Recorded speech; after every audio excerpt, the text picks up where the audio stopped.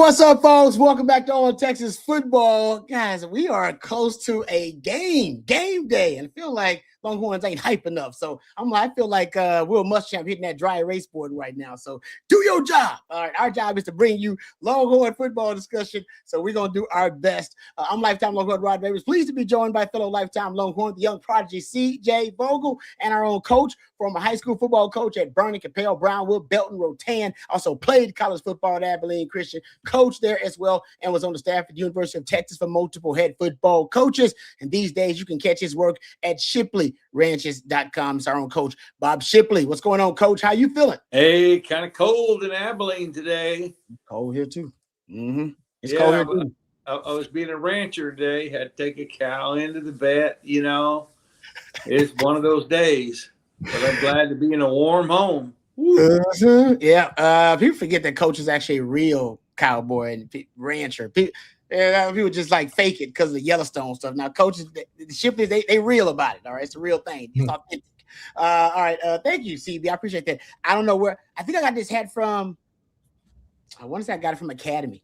Every now and then, I don't know, Academy will have some randomly good Longhorn stuff. You got to. It's best to go during the off season too to go catch it. Anyway, random stuff there. All right, so we got a lot to talk about on the show. I mean, CJ is there in Orlando getting ready for Texas, Michigan. So he's got some practice reports. We'll get to that. We'll also get to previewing this matchup between Texas and Michigan. Then we have a little bit more clarity on who's going to be available for both of these squads. The transfer portal, we give it then and take it away, but it definitely dominates the conversation to start the offseason. So we'll talk about the transfer portal. Cam Coleman expected to enter the transfer portal. He is supposed to represent the top of the wide receiver market in the transfer portal, and the numbers that are being projected that he actually may get are just mind-blowing. So we'll talk about that too coming up. And Quinn Ewers had a really good game this past weekend. I want to talk about that a little bit if we get some time. So your questions, comments, you guys know the show belongs to you. Show other people, for the people, and bother people. Throw them out there. We'll try to address as many of them as we can. Super chat, jump to the front of the line. You can always interrupt the show at any time. Just throw out a super chat. All right, we also have Stevie Lee coming up. Before we do that, though, I want to jump into these practice reports, and then we'll shout out to my man Stevie Lee coming up. CJ, you're on the scene there. What's the latest on the practice reports for the Longhorns coming up in their bowl game versus Michigan? Yeah, of course, Jerry, myself, and Bobby were all out there this afternoon for the third practice. Texas was out here in Orlando for. You can tell I'm kind of winded by today, but ultimately, this is one of those things where you only get about 6 or 7 minutes out there to watch. And the big thing that I try to take away from is, have there been any position changes? And if there have been, how do those guys look? And, of course, we know Michael Terry's been working with the running back unit.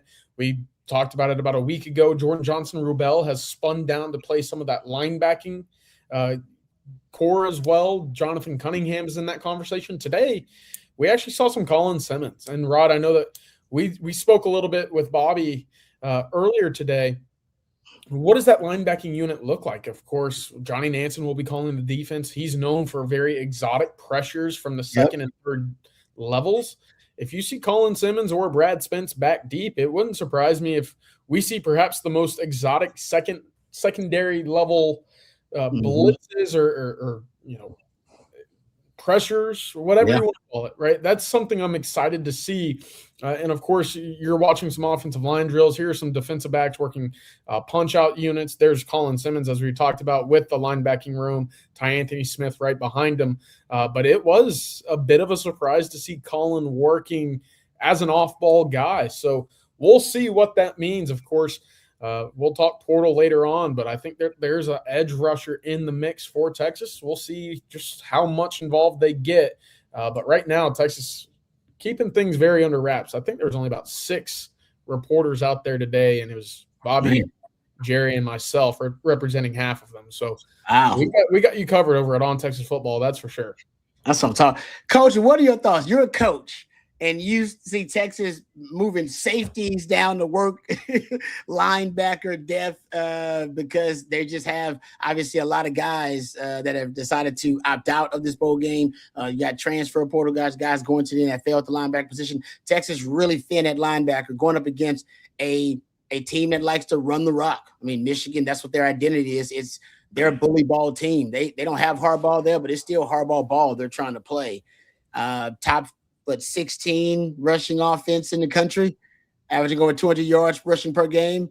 If you're Michigan and you're looking at that linebacker for Texas, what are your thoughts strategy wise, game plan wise?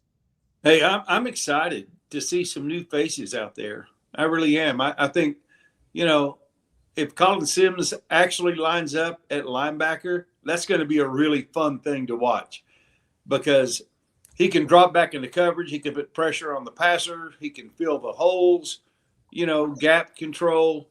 It's going to be a lot of fun, I think. The downside is, we're going to be what? 7, 8 defensive starters since the A&M game, something like that. Yep. So we're going to see a lot of new faces out there. And so I'm looking forward to see what these guys can do. And, there's going to be a great TV audience following this game. I think Texas, Michigan, that's always a big game. Mm-hmm. I think it's going to be exciting to see what these guys can do. You never know what you're going to see in a bowl game like this. And the same thing for Michigan. They're missing a lot of players too. And so it's going to be really fun to see how these two teams match up and see how the new faces and maybe some new position changes work for the Longhorns. Yeah. No, it's good stuff. All right, before we dive into our guests, which we're always happy to have on Monday, let's talk about our key sponsor, our lead sponsor for today's live stream, our friends over at Vaughn Lane. Now that the holidays are behind us, it's back to business meetings, conferences, and packed travel calendars. If you're still flying short routes or driving hours between cities, there's a better way, folks. And there's a more luxurious way to travel. It's our friends over at Vaughn Lane. Vaughn Lane delivers a first-class travel experience on the ground. You board in minutes at a private hotel terminal, settle into one of just 22 oversized leather seats, and enjoy complimentary Wi-Fi, snacks, beverages, and hot towel service on every trip. And on select departures, Vaughn Lane also offers complimentary meals, making travel time genuinely productive and relaxing. One recent rider put it best, said this was actually one of the best traveling experiences that they've ever had. I can vouch for that as well. I've taken the Vaughn Lane multiple times, and it is fantastic. Whether you're taking it just to visit family, for something personal, or you're taking it for business, you can get a lot of work done on the Vaughn Lane. I do some deep diving on the Vaughn Lane when I'm doing some of my Longhorn research. And folks, Vaughn Lane is also rolling out their Starlink internet across the fleet, making complimentary Wi-Fi even faster and more reliable, perfect for staying connected on the way to meetings and conferences. Vaughn Lane serves Austin, Dallas, Houston, San Antonio, Fort Worth, Plano, the Woodlands, Nashville, Memphis, Atlanta, Knoxville. And if you're traveling with a team, you can even charter your own Vaughn Lane, designing the trip especially for you for pickup and drop off. Visit VaughnLane.com, and if it's your first time riding Vaughn Lane, enter OTF26. That's OTF26 at checkout to receive $20 off your first trip. That's Vaughn Lane, your private jet on wheels. We appreciate our friends over at Vaughn Lane. All right, let's enter my man Stevie Lee, because he always joins us. We appreciate him being patient, waiting. What's up, Stevie? My former teammate, lifetime Longhorn. Stevie, how was your holiday weekend? My holiday was great, man. Again, my daughter's home and home for the holidays, man. We're having a really good time with family. Thanks for asking. Always good to hang out with family. All right.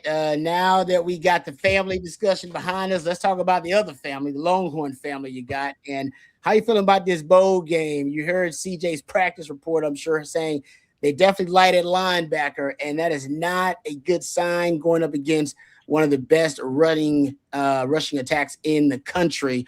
What are your thoughts about Texas matching up against this stout running game from Michigan?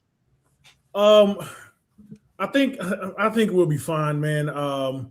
With the returning guys, with guys that we're returning that are playing in this game. I like that we're moving some people around, man. I'm wondering if y'all heard that that's actually direction from Muschamp. Interesting. Yeah. So I really like that part, moving things around, just kind of playing with different fronts and playing with different drops in the secondary. So I'm looking forward to seeing that. This game, if I've been complaining here lately, man, if it's not the college football playoff, it kind of feels like JV football. So Yeah, but I think as we get closer to the New Year's Day games, we'll get more competitive games go out there, and I think that we'll be pretty competitive. I mean, Michigan got a lot going on. Like they have so much going on that they probably forgot they had a football game going. So, but I feel like we'll go out there and do very, very well. I think this is auditions almost for next year, and getting some playing time in the field. So it's going to be fun. It's still going to be fun. Yeah. Speaking of auditions, I feel like for this year specifically, it's the way to keep energy up in practices, knowing that you didn't make the playoff, right? How do you make sure that you come to work every day with that high level of intensity? Stevie, is there anyone specifically in this game that maybe we didn't see a lot of during the season, but that you're really excited to get some eyes on Wednesday afternoon? So your breaking news was news to me that Simmons was playing around at different positions, man. So I'm really, really looking forward to that one. I was listening in the background and I was like, wait, what? Yeah. So I'm looking forward to that. The last 3 games, I'm not yours. My bad. Hey, Arch was getting fired up, so I want to see his momentum continue to rise. And then there's no specific person that I want to see blow it out, but my Shreveport native Simmons, he's at running back still, and I want to see what he gets to do. If he gets some playing time, but it's a lot of young guys that are going to get a lot of touches, a lot of playing time this year, and it's like a sneak preview for next year. Speaking of Texas running backs, they're going to be thin there, of course. Yeah. A lot of young guys having a chance to prove themselves, and do you think any of these guys, because I think everybody's going to get a shot here, and I don't even know if you're going to be able to run the ball against Michigan. Michigan's the top 15 rush defense in the country. I mean, and they'll have a lot of those guys available to them in the bowl game. Which one of these running backs that are available for Texas you like the most? Cool. Simon, Christian Clark's in that conversation too. So Niblett now. No Niblett in there. Michael Terry. I was going to say, so are we really going to put Niblett back there? Are you, CJ, did he get some touches? I don't know if he'll get like traditional touches, right, CJ? He's going to get his touches in the way that we've seen Ryan Niblett get his touches, and whether that's as a second back on the field, kind of as a gadget guy that we've seen, in motion. As a true running back, I don't think so. Okay, well, I was going to say Niblett, but if he's not going to be back there, then I want to see Simon. I want to see him get some carries and see if he can make some jump cuts. I don't think he has that breakaway speed, but I just want to see, how he does under the coaching and tutelage of Jamar Jalute. So we'll see how well he can coach some guys up, even though he only had 2 weeks with the guys. So it's going to be fun. Big shout out to my friend in the chat, Brian St. Clair. He's a good friend of mine. So shout out, man. Welcome. Shout out for sure. Let me ask you this about because one of the things that interests me about this matchup, Hook'em Stevie, there you go, shout out, is Arch and how Arch is really developed in the last 5-6 games of the season. This game is going to be interesting. He's got his offensive line, but you can't. I don't expect Texas to be able to run the ball, especially now without Trey Weiser. I mean, let's be honest. You said that. I mean, he was a dude, right? Trey Weiser would rise to the occasion in those big moments. We remember about the rival games and things of that nature. You don't really have that. Nothing against the youngsters. I'd be surprised if one of them just kind of started to put the running game on their shoulders. So this seems like it's going to be an Arch game, right? Arch, basically versus Michigan's defense. It's going to be the whole game plan is going to be on his shoulders. What are your thoughts about him basically being, and he's not a one-man show, but it's going to be a one-dimensional offense? And see that. Okay, so and you said this earlier, but I want to see Texas run the ball. I mean, you said that's a top 15 run defense. Do what's that? They'll try. I'm just saying I don't know. Try. I want to see them run the ball, run the ball. So I mean, this is, like I said, it's an audition for next year. It's a top 15 rush defense. Mm-hmm. Well, we're going to go against better rushing defense through the SEC next year. So, put your big boy draws on and actually go out there and dig them out and run the football, right? And then still be balanced. But this is a challenge for the offensive line and some running backs to get in there and actually make some plays running the ball. We in the SEC, you got to run the ball. So let's do it right now, and Arch going to get his passes off. Like I said, he looked good towards the end of next year. I really want to see us run the ball. For me, this game is a prequel of next year. That's what this is for me. Yeah, that's going to be tough because you're going to get so many guys in the portal. Your team's going to look totally different next year. But will the core on the offensive line? Will the core on the offensive line still be there though? No. Yeah, your tackles probably. If Gooseby comes back, we still don't know his decision. We think he might come back, but if Gooseby leaves, you won't even have your core then. If Gooseby leaves, if Gooseby comes back, you got your core because you got your two tackles. Then you're good. You can just build the interior. But that's going to look different. You're going to have different running backs. You're going to have somebody talking about adding another wide receiver. Some of y'all out there like, do it now. Do it. Go after that guy. Get him. New wide receiver. I think the offense is going to look a little different next season. And this is a whole new world, guys. Exactly. This is a whole new world, yeah. And now that you mention it, I think that you're absolutely correct. But, dude, we got to have some kind of a balanced running game in this game as well. And still, show what you can do, man. You got to for lack of better words, let your nuts hang, right? So you do. Remember, the first you beat Michigan in 2024. Wink Martindale as defensive coordinator. Remember, I believe your rushing leader was Ryan Wingo with that 55-yard reverse. If you take that out, you averaged less than 3.5 yards per rush in that game, and you whipped Michigan. Whipped him. Yeah. Whipped him. Like I say, you can whip them and still not necessarily need. And you can maybe they were trying to be balanced. I don't remember how many rush attempts, but it didn't seem like they were trying to be balanced. Remember, CJ? They started out coming out throwing the rock. They were throwing the rock. He wanted to make it a track meet. Michigan wants you to run the ball. That's what Michigan wants to do. They want to play slug football and get into a street fight. Hell no, Texas make it a track meet and go whip them boys. That's what I hear you, man, but man, I still like big man on big man football. Man. I know you do. You're down to your 4th string running back. You trying to run the rock. Hey, listen, 4th string running back at the University of Texas should be a starter anywhere else. You know what I'm saying? But that's my arrogance, right? No, you're right, though. I give you props on that. I'll give you props on that. All right, bro. I won't keep you too much longer. I know we always just having some fun. Thank you, Stevie, for appreciate you. You got a score prediction for us? Hold on, real quick, Stevie. I did see the clip with you and Sean on the stories from the Mang. I mean, hey, I don't know if you want to rehash it at all, but it did sound like there were some interesting details about the physicality. Yeah, we're gonna leave it where it was, but okay. I'm really excited about LeJuke. LeJuke is excited about being at Texas. I can tell you that, and he would love to make this his last stop for his career.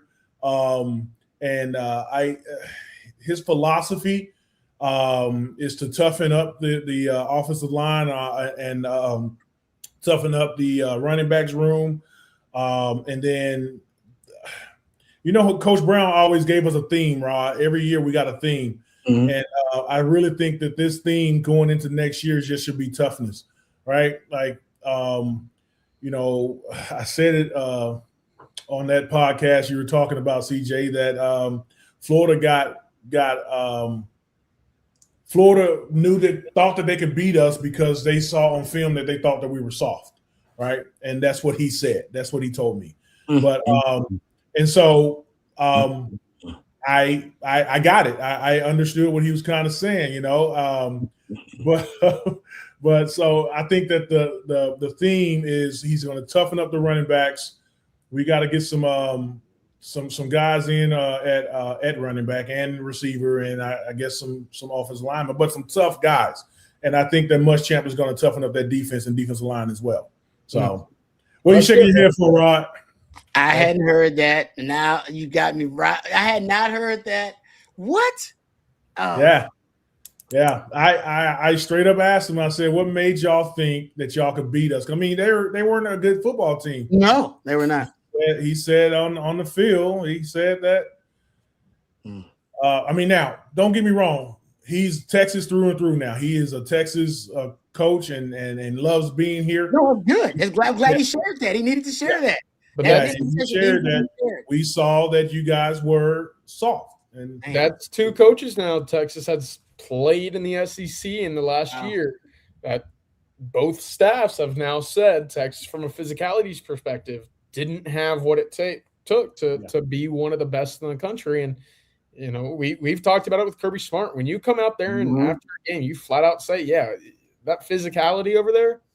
You knew, you know, that should, you know, inspire your strength and conditioning, your coaching staff, your everybody in that building to say, "Hold on, you can't get called out like that after getting humiliated." So, I think this year you'll see a change, and there needs to be one. Wow. That's I get that. I did not hear that. That's great info there, Stevie. That's why we love having your own, man. You give some great stuff there. Now I'm a little sad, but also we're gonna move on. But I would say this, that's probably exactly what Texas needed to hear. Honestly, that's what they needed to hear. That hey, you need to know what's holding you back, and that's what's holding you back, and that's why Sark made the changes he did. He definitely went out and got guys who are known for toughness and known for intensity and violence and all that kind of stuff too. Sorry, Stevie. Thank you, brother. Thanks for sharing. Always great stuff. We appreciate you. And we can't wait to talk to you next week. I appreciate it, guys. What's up, Coach? I hadn't talked to you. Hey, Stevie. What's up, baby? Thank you, Stevie. All right, guys. Hook 'em, Stevie. Stevie, Happy New Year. Courtesy of Hardgrove Roofing, with offices all over Louisiana, Arkansas, and the great state of Texas, including Austin. Hardgrove Roofing will take care of all of your roofing needs. Plus, they're Longhorn friendly, the most pro burnt orange roofing company out there. They are fine folks. I can vouch for that, and so can my man Stevie Lee. They do a great job, and right now you can reach out to them at 512-645-3202. If you're in need of a new roof, you'll want to know who's on your roof with our fine friends over at Hardgrove Roofing. Reach out at hardgroveroofing.com. Know who's on your roof with Hardgrove Roofing. And while we actually thanking our sponsors, let's also thank our friends over at South Point Dodge. We appreciate our friends over at South Point Dodge, and you will as well. They do a great job, folks. And whether you need a car, truck, whether you need something new, something used, our friends at South Point Dodge, they pride themselves on being Austin's automotive everything. So there's nothing like Texas football, and also nothing runs like a Ram. South Point Dodge is Austin's Ram headquarters, and during their December wrap up the year sales event, the deals are hotter than ever. Huge savings on Ram trucks, Jeep SUVs, plus exclusive perks for On Texas Football listeners. Right now, 90 days to make your first payment, and they'll ship that fantastic ride to you no matter where you are in the great state of Texas or anywhere in the country. Over 600 vehicles in stock right now. So whether you need a new workhorse or a weekend warrior, our friends over at South Point Dodge, they have you covered. You can go visit them off I-35 in South Austin, or you can go online at southpointdodge.com. Get to the point with our friends over at South Point Dodge. We appreciate them for being sponsors of On Texas Football and supporting the winning drive. All right, let's get right to it. I've got some questions here. That was a good. I did not hear that from Stevie. I did not hear that. That was a nice little nugget. Thank you for the super chat about that, Cisco. That was pretty cool. All right, let's get right to it, Coach. Here's one for you. MJF206 says, Coach, can you give us just 30 seconds of advice on your best tips to control what is that? The Wasatch. Husatch? What's that Husatch? Wasatch, yeah. Well, if it's what I think it is, it's a mesquite type thorn, and I have no advice for that because only time I lived in South Texas, I was in kindergarten and first grade, so I don't know how to. All I know is mow it down, get you what's called a sendero, which is an open lane, a sendero, and you put your stand at one end of the sendero, and then you put corn out all down the sendero, and the deer come out of the Wasatch and eat the corn, and you shoot a big deer, and then you eat nice for the whole year. You get some jerky going. Wow. Get some jerky, whatever you want. Yeah. I don't know how to control it, man. It's kind of like a woman, you know. It's got a mind of its own. You just I'm not women, but you mow it down. You put the feed out there.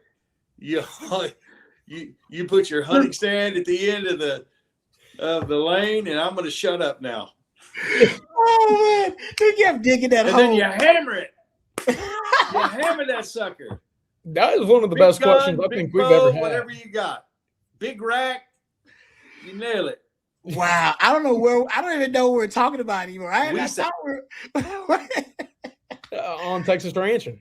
How do you pronounce it? Hoosatch? Weesatch.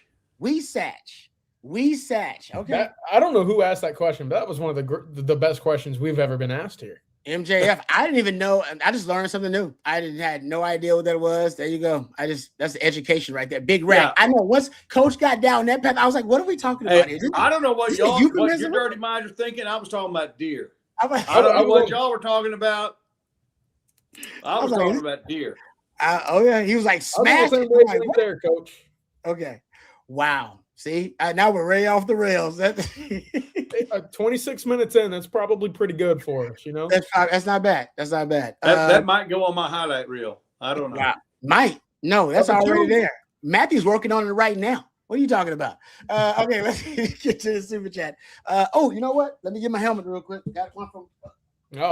We got a big one for Rod, I guess. No. Anytime Rod Baber's helmet actually sees in, because that's the name I gotta show respect for. Yeah. I mean, that's just anytime I do that. So, in addition to the big super chats, Rod Baber's helmet always gets some love. All right, it says, Rod, you got my good side back here. Breakout player, offense, defense in 26. Currently on the roster, we're not talking about. This is a good one. Okay, can you name a breakout player that nobody's really talked about or discussed? If I'm gonna go defense that we're not talking about it, nobody's discussed, because we've talked about a lot of different players and we talk about a lot of guys on the show. Yeah. I'm gonna go the guy we're not talking enough about that could have a breakout year is Alex January. That's the guy I'll go with. I like that. We're not talking enough about on defense. On offense, I know this. I know Alex January don't wear that little sissy mask in front of his face. I don't know what kind of face mask Alex January got. I got to go try to see. I can't even see it in my head, but I don't know. Alex January comes to mind for me. I know he's a hell of an athlete, and Texas has a great reputation for D tackles. I just think they had it seems like this year was kind of a break year for that. It seems like they had those 3 straight years with multiple D tackles drafted. I think they pick up that trend again with this group of D tackles that they're cultivating right now and developing. So I'll go with the one we don't talk a lot about is Alex January on defense, and on offense. That's a good one. It's tough. The offense one is tough, honestly, because I figure we talk about a lot of these guys. Man, maybe it's a Michael Terry. Maybe it's the guy that steps up in this game and shows out in this game and becomes kind of that utility boutique hybrid player that Sark can design packages around, like he did with Keelan Robinson at one time, and Jaden Blue would have certain routes he could run. Maybe it's Michael Terry if now he is actually settling into the running back role. Because I know Sark not only says running back is the most underutilized position on offense, but he also likes vertical routes by running backs. And that's what Jaden Blue did really well. And he hadn't had that. And maybe Michael Terry can be one of those guys. There you go. And you guys got a thought on that, CJ? It's interesting because, by now we've either seen or talked enough about the freshman class where everybody has had some instance of notoriety on these shows. And there's still one guy to me that we just haven't maybe ever really talked about, and that's Zealous Hicks. And I know Texas is thin at safety in this game. Does he get some burn? Who knows? But look, that was a 5-star kid in the 2026 class before he reclassified and enrolled a year early. Obviously, he was supposed to be a senior in high school this year. So going into 26, how much does his body change? How much armor does he add, if you will? Because the talent is there. The athleticism is there. I think Zealous Hicks could be somebody that finds rotation, kind of like what we saw this year with the Xavier Phillips. To me, I'm really excited to see what he could do a year from now. I like that. That's a good one. That's a really, considering his frame too. Yeah, he's a big kid. Yeah, he's big. That's a good one, CJ. Coach, you got any thoughts on it? Anybody we haven't talked about you think could be a breakout player that we don't talk enough about? Yeah, no, I for me, it's wait and see. I don't know. I would love for it to be Michael Terry. That would be a big boost for our offense. But who knows? Who knows? Yeah. We'll see. I know one thing. I really think we'll see a couple of guys that will really make a name for themselves in this game because they're going to have opportunities they haven't had all season. Yeah. And to know that they're going to be in the spotlight really for the first time on the 13th game of the season. There's always guys that will break out and will go, wow, why hadn't this guy been playing? Where's this guy been? He's been waiting for his chance. He's like a chained dog. When you were wearing that mask, that halo was over your eye, like the dog Petey. You remember Petey on the Little Rascals? Yeah. He had a circle around his eye. It's like a chained dog, just waiting to bust out from that chain, that rope that's got him tied up. And now we're going to see which dog breaks out, and makes a name for themselves in this game. And that's why I'm excited about this game, because we're going to see some guys break out. I think 2 guys. I don't know who they are, but I predict 2 guys that will break out and go, wow, where has this guy been? This guy should have been playing. And next season looks a lot better because from what we saw of these guys against Michigan. Yeah, I like that. And I hope look, Colton Vasek, I know this is probably year 3 that we've had to go on this kind of, is this the year for him? I saw him today at the amusement park. What is it, America's Fun, something like that, out here in Orlando with Texas and Michigan. They both came out with like a boys and girls group out here in Orlando. I saw Colton, and dude, I tell you what, man, the frame looks the healthiest it's ever been, and that's always been an issue for him. But if he stays healthy, if he stays at Texas, look, that's a guy, again, that I can't help but be enamored by his get-off-the-ball ability. So hopefully, fingers crossed, that's, something that he can build on going into next year. That's another good one that we don't talk enough about. I like that one, CJ. That's good, too. And, Coach, if you're right, Coach, there's going to be multiple breakout players. I'm hoping they're at those positions where Texas is looking to acquire multiple players via the portal. Like, hopefully it's at running back, or a linebacker, or in the secondary. There's a lot of people saying that Texas could get, 2, obviously multiple O-linemen. I don't know if you can get any O-linemen that will step up enough for Texas to most of their O-line is actually going to play in the game. So they'll be good there. But maybe at running back, linebacker, in the secondary, you have one of those young guys step up where the coaches have to rethink their transfer portal plans. If you can do that, then I think you had a hell of a breakout performance. If coach, you know what? Maybe we don't need 2. Maybe we just need to get 1 because that guy could really be a game changer for us or a difference maker. All right, good stuff there. Thank you for the super chat. How about this one from Michael Williams? Thank you, Michael. He said, in my opinion, as a coach, always go to a bowl game if you do not make the college football playoff. Chance to evaluate young players with extra practice and a game. Teams like Notre Dame doing those type of players a disservice. Coach, what are your thoughts about that? That you always, if you got a chance to play, you play. Period. Like, I agree with Michael Williams. You get 15 practices, man. That's 3 weeks of regular season where you get guys to get extra work, and they're the man. They're not getting third team reps, or even second team reps, or fourth team reps. These guys are like, they're getting 1 and 2 reps, and they've never number 1 and number 2 level players, and they haven't ever got that before. And so that extra work and the extra time that they get in preparation they get will help them have breakthrough games. So I agree. I think, of course, you look at the flip side of this, and the reason so many teams have gone away from spring games being televised is because they don't want a chance to get guys on film, for the transfer portal. Yep. But, it's the world we live in, unfortunately. But I think it's great for those guys to get 15 extra practices, and I think it'll show up from a couple of guys that will really have great games for us. I don't predict it to be on the offensive line, although it could be. But it's harder for a guy to really stand out of the offensive line unless you're really watching that, and you're seeing him just, bulldozing guys and pancake blocks. I don't really expect to see it. I expect it, obviously, to be at a skill position or linebacker or something like that, where, those guys can really go out and show what they can do. Yeah.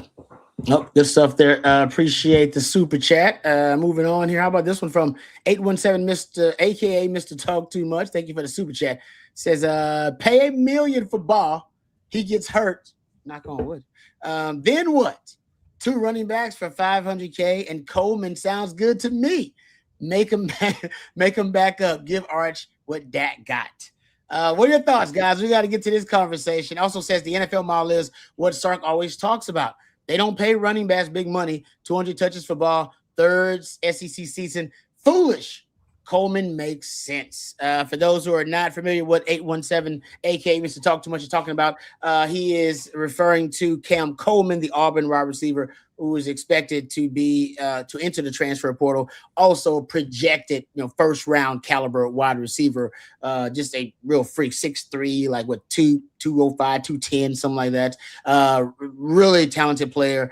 But of course, there are a lot of people who believe Texas want one of the front runners for Jaden Ball, the running back from Florida, who some saying is going to get upwards of $1 million via the portal of whatever team ends up getting him. And there are some people now speculating that Cam Coleman would cost you as much as $2 million. Or $2 million. Go for two. Dos Equis. What are your thoughts, guys? Let's talk about this. All right. Should Texas be getting both of them? Should Texas get all of them? Are we talking about a world where Texas still has to make decisions? We know that because they don't want to pay all their guys because they had guys hit the transfer portal this off season, just because Texas is not going to just make it rain money on everybody and pay the highest dollar figure for every player. So they are making these types of decisions, these business decisions. What type of business decision would you make? You, CJ, at first on this about Cam Coleman and the marketplace. No. Cam Coleman, probably the best wide receiver in college football, not named Jeremiah Smith, right? It's the two of them are 1-2. Rank them however you want. Jaden Ball, fantastic running back. We know that. None of that matters to me. None of that matters to me if you don't go out and get 3 big uglies to play offensive line. It just doesn't matter. You could have had Emmitt Smith in the backfield. You could have Walter Payton. You could have Earl Campbell this year. Your running game would have been better, but it still wouldn't have been a threat. Your offensive line was abysmal for the majority of the year. Your quarterback was constantly under pressure. There were guys open down the field. Quarterback couldn't get them the ball because, 1, mentally he was thinking, I'm going to get hit on every drop back, and 2, there were times where you just quite simply didn't have time. So look, you fix the offensive line first, then you splurge on a nice toy, right? You make sure that you get the house, you get the locks, you build the fences around it, and then you build the pool, and then you build the sport court, and you get everything else that's nice that comes with the house, right? So for me, if you're Texas, do you have a house? You got Arch Manning, but you don't have a fence, you don't have the security code, you don't have anything that can protect it. Ultimately, this is my thing. If you're Texas, where do you spend the most, in my opinion? I think it's twofold in the conversation with the running back, because for the NFL model, Rod, we've talked about this pretty often. You don't spend money for running backs. I think Marcus Mosher does a fantastic job. He covers the Cowboys, covers the Raiders, does a fantastic job covering or at least presenting the Super Bowl winning teams over the last 10 years and what their running backs have been paid. I think it's Marshawn Lynch in 2015 was the highest paid running back. Everybody else is basically on a minimum contract, right? The Buccaneers with Fournette maybe had a couple dollars spent there, but everybody else, very cheap running backs. You don't pay running backs. We know the shelf life is too short. I think that's different in college. I think that's very different in college, where if you have the guys up front that can create lanes, the talent difference as running back versus what you see on the defensive side of the ball is it's night and day different from that in college than it is in the NFL. So I go differently. I think you need to have a very talented running back, and the disparity between talent at running back currently in the Texas room versus what it could be versus what the talent level is in the wide receiver room at Texas versus what it could be, it's significantly different in the running back room. So I would, again, offensive line. I'll say it till I'm dead in the face, but I guess it's blue in the face.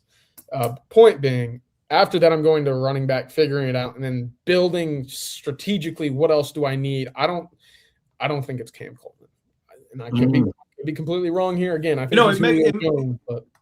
it makes you wonder. A guy like Coleman, if he's going to be demanding that much money, he's going to go to a non-contender team because nobody can afford to spend that much money on a 1-year guy.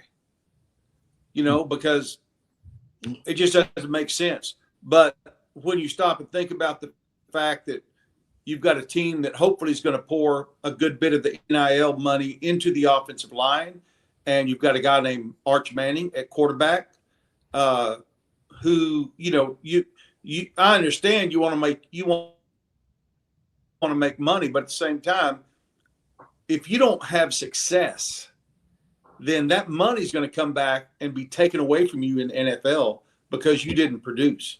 And so you get the best deal you can. That's what the NIL is all about. But you've got to put yourself in a situation where you've got a great quarterback and a team that is invested in an offensive line and a running game. So maybe you reel in a little bit what you're demanding to play for a team that can help you get to the NFL by having a great season. And if a team is spending all their NIL money on you, that means they're not spending it on the offensive line. They're not spending it on the running backs. And they may or may not. I don't know, that there's many quarterbacks going to be returning better than Arch Manning next season. Yeah. So, reel it back, have a great senior year, a great last year. You don't expect him to come in for 2 or 3 years. He's going to be a 1-year guy, and he needs to have success. He needs to be in an offense that's going to be successful. Now, that's another question mark for Texas. Their offense has been inconsistent.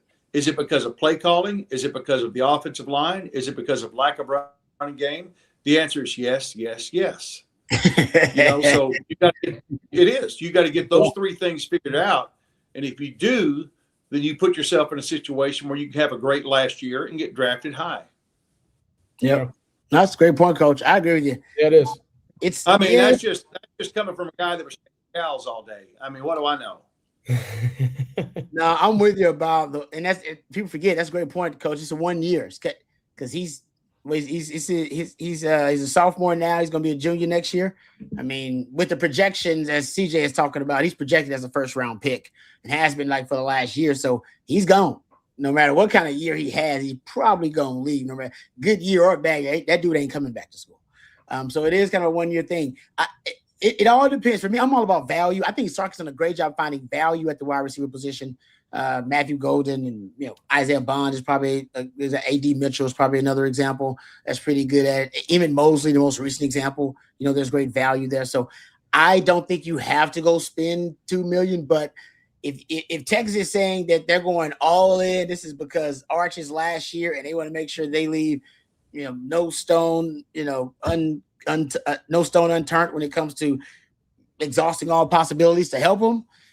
I guess you could, but I don't know if you just don't sacrifice O-line and running game. That's it for that. So I don't have any problem with going after Cam Coleman, but as long as you get the top tier O lineman that Coach talking about and the running game, then if you got money, you have to go after Cam Coleman then. But I would still say you'd have to address linebacker and you need to address some secondary concerns too.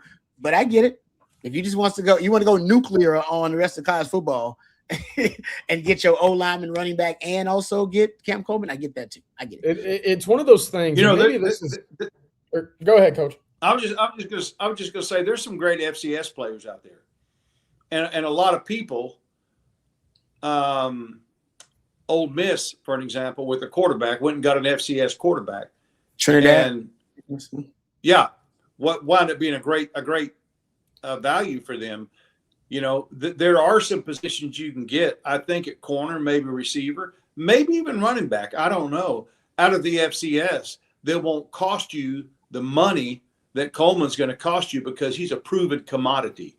But there's guys that are just, chomping at the bits to get a chance, to be at the FBS level and play in the SEC. and I'm sure they're doing that, just trying to find the best FCS players that they can. I have a good friend that's a head coach in the FCS, a very successful coach in the FCS. And he's like, we're a minor league, we're a minor league. We're going to get guys, we're going to develop them and we're going to be good. We're going to be successful, but we're not going to be able to keep those guys. Yeah. Yeah. No, and that's part of it. And I think you'll have more success finding a guy, that played running back even. There's obviously some wide receivers. Wide receivers the most talent-rich position in the portal every single year just because, you have 15 on a roster, So you can find guys that make that leap every year. The one thing that is very difficult to find is the offensive line. And maybe this will be a fun little rabbit hole to dive into, but if you go back, the last 10 years, I really do wonder what the worst national championship matchup is. Both teams in the national championship when it came to rushing yards per game. I don't know who that would be off the top of my head, but if you can't run the football at an elite level, you will not win a national championship. Like Alabama this year, they don't have a chance. Oklahoma this year, we obviously saw they couldn't sit on a 17-point lead because they could not run the football. Texas, we know what their biggest downfall was. They could not control time of possession. Their defense was strung out.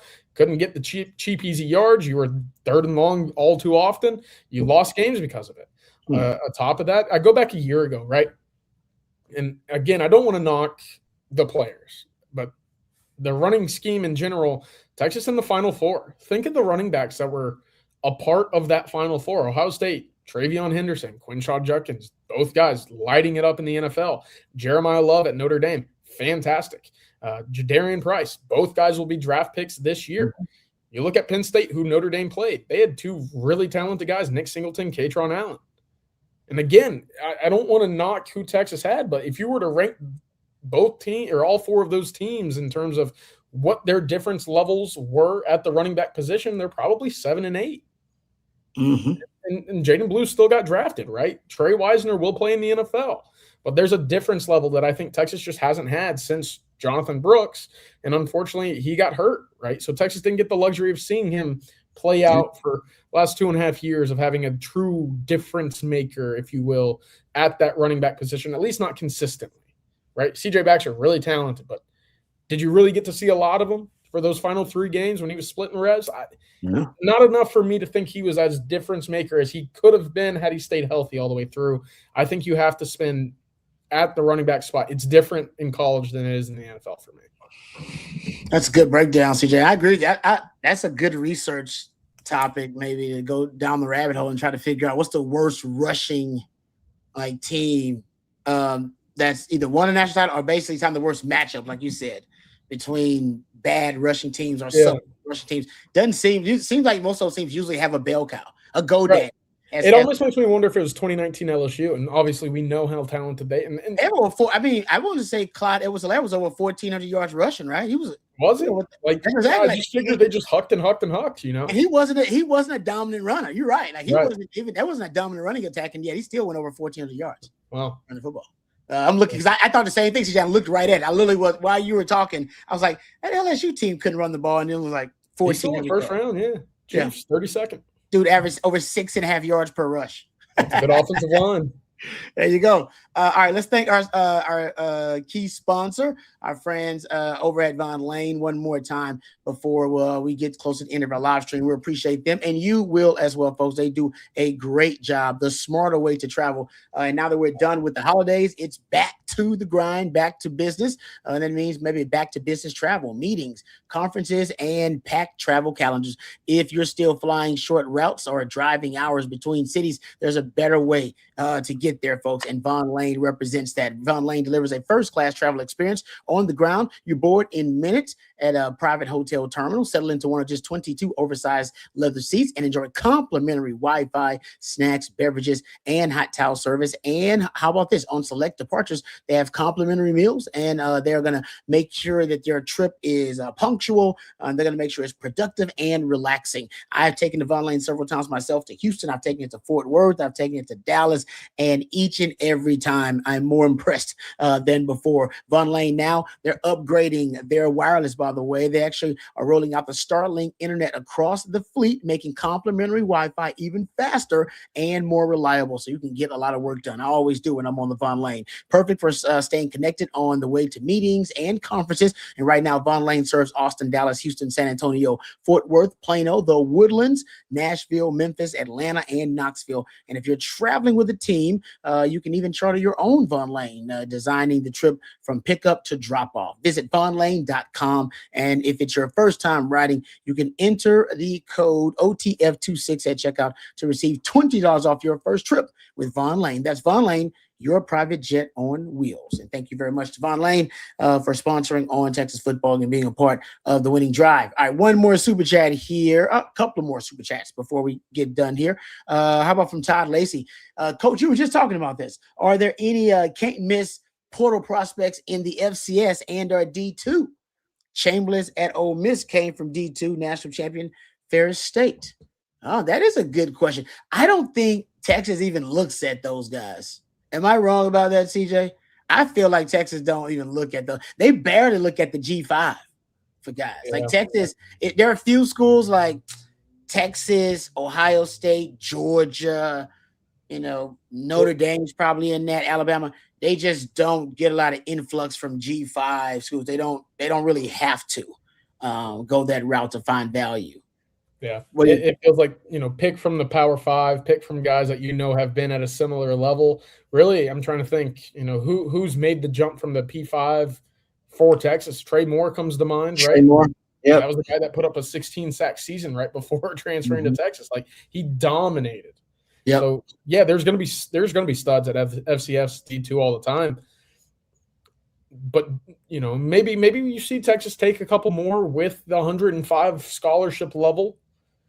Just because you have room to take developmental guys in terms of getting their bodies right. But I don't know. I don't think so. Here are the schools that have since 2021, the percent of transfers coming from G5 or lower schools since 2021.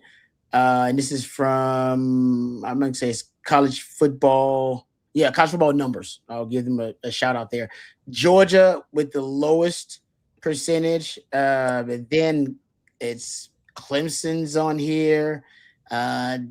Tennessee, USC, Texas, Ohio State, Alabama, Notre Dame. So it's kind of those, Oregon, LSU, Miami. So it does kind of fit those blue blood programs that they don't even really have to look at those schools as CJ is talking. They don't have to look there for value. They can find value by getting a really good player off of an already a power roster. All right, thank you, Todd. Appreciate that super chat. Rocky with another super chat here says, asked this morning and want to hear your take. Do we need to rethink how we define a lifetime Longhorn? Eisner/Moore, they leave in lifetime, then Brevard and Shaw also predicting Terry will break out Wednesday. Oh, good one about the predicting Justice Terry is going to break out. Yeah, originally the lifetime Longhorn was supposed to be if you graduated and played. So basically you get the T ring.